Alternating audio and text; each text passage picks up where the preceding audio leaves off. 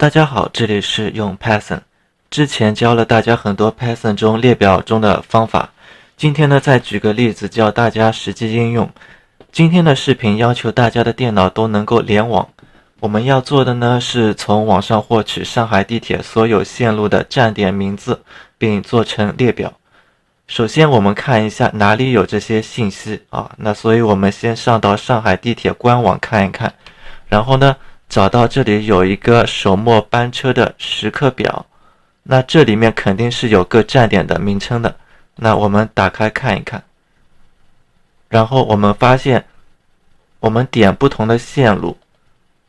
然后就会出现获得不同的线路对应的站点和时刻表。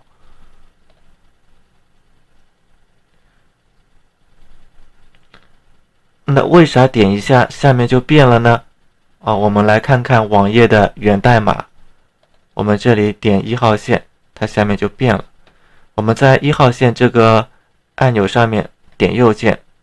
点检查，然后右边它就出现源代码了。我们来看一下，就是这个位置，这句代码，它是一个 A 标签，就是一个超链接。它后面有一个 onClick 等于 initLine 括号里面是1，那就说明你点的时候它就运行了这个 initLine 这个函数，并传了一个1这个参数进去，所以我们就要找到这个函数。我们搜一下，